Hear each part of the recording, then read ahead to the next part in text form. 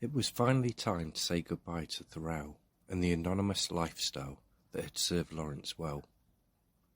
He liked the simplicity of life in Australia, with the wooden tin houses where life was nice, so easy and sunny.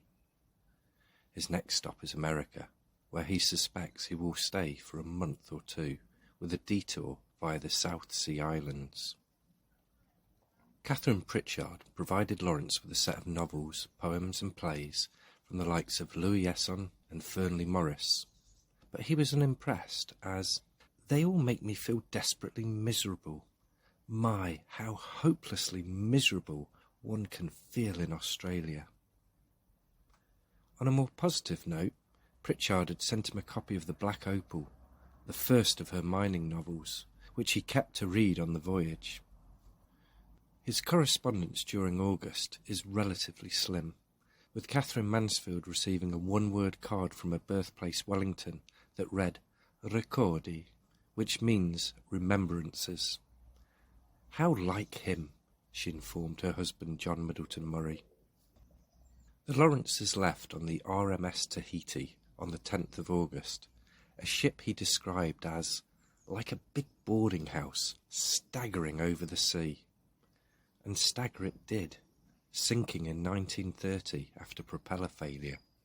He visits Rarotonga on the Cook Islands for the day and finds it to be a lovely island that is tropical, almost, but not sweltering, and full of great red hibiscus. And although he is gushing about the flowers, the tropics and their reptile nausea aren't for him. These are supposed to be the earthly paradises, these South Sea Islands. You can have 'em. Then it's off to Tahiti for 2 days. The island may be beautiful, but he's disappointed with the town. Papeete is a poor, dull, modernish place, and angers him so much he fires off a series of xenophobic and racist rants. Compton Mackenzie is warned, if you're thinking of coming here, don't. The people are brown and soft, whereas Mary Cannon is told Papeete is a sort of place, mostly Chinese, natives in European clothes, and fat.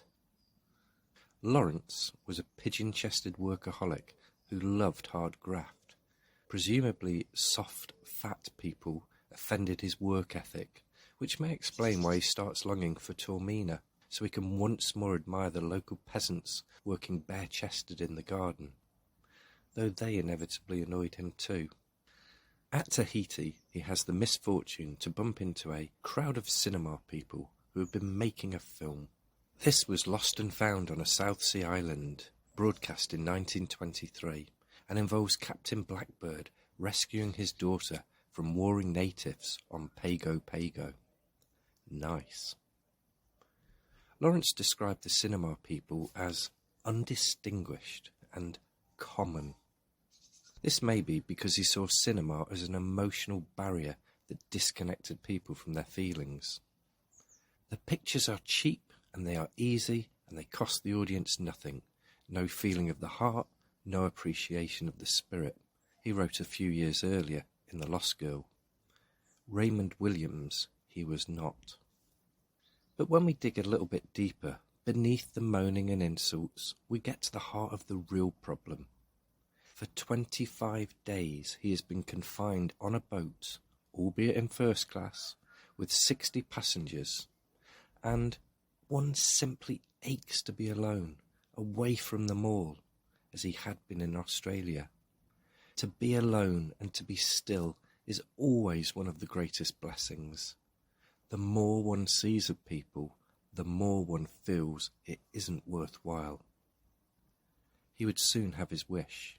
A tiny cabin, 8,600 feet above sea level, awaited him high up in New Mexico.